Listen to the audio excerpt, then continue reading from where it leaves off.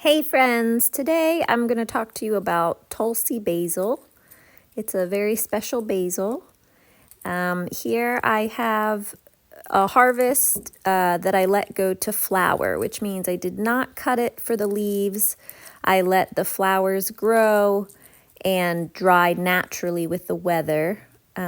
The flower pods have the seeds, so when you let the flowers develop fully, the seeds develop fully, and they should germinate nicely.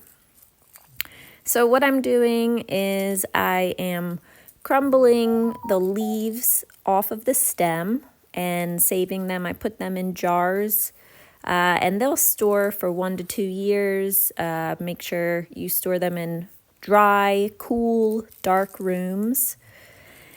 And then I just pinch off the little sprigs of the dried flowers and I set them aside. And those you can either harvest the seed and plant seedlings, or like I'm going to show you today, you can actually lay them in your winter beds and have them hibernate until summer growth.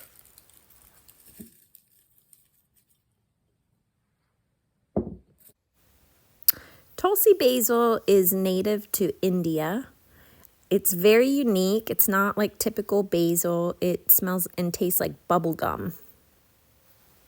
Tulsi is very medicinal. It protects against infection, lowers blood sugar, lowers cholesterol, helps joint pain, and protects organs from chemical pollutants and heavy metals.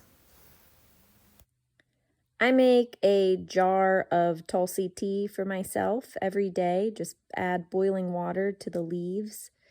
Again, it has a very sweet flavor, so no need to add sugar.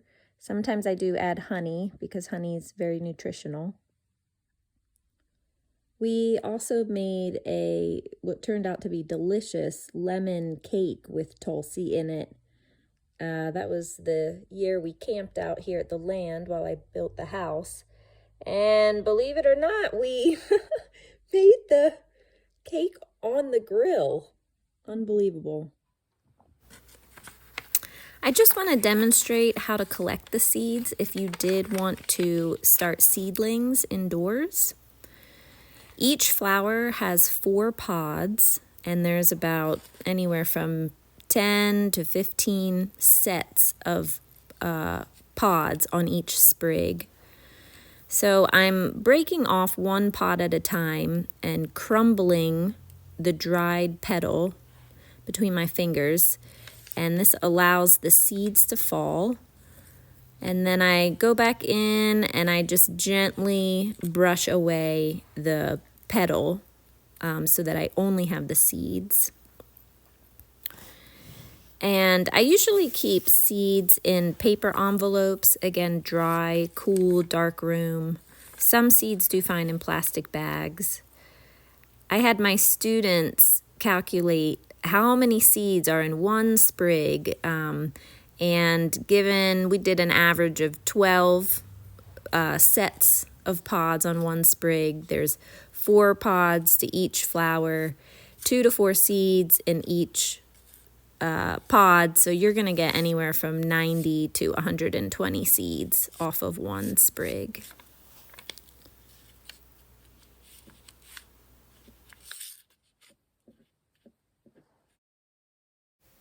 Time to till. First thing, make sure you've got gas in your tiller.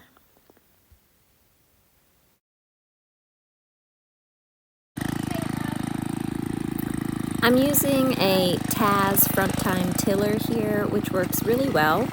I've figured out if I pull it back and forth and move in a star pattern, it works best. It's not too heavy or cumbersome and doesn't take too long to till, even large areas.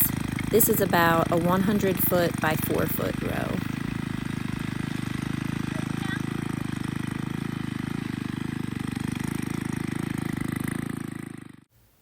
And I've just sped up the video here, but you can see how far I go with it.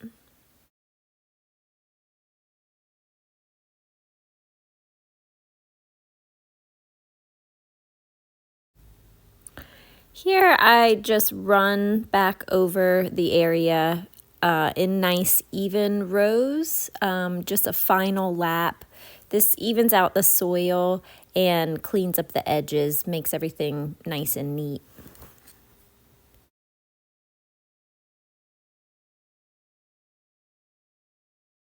Go. Time to clean the tines on the tiller. I'm just pulling out the dried hay, and I rotate the tines occasionally to help pull the matter off.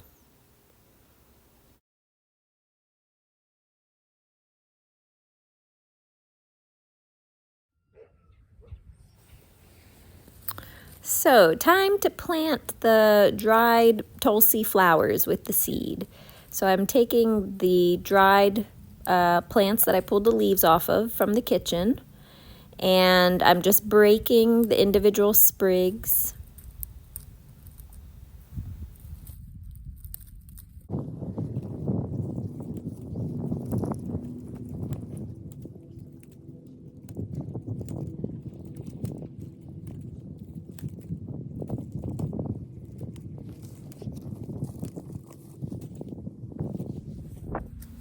Then I'm going to lay the sprigs evenly out on the soil.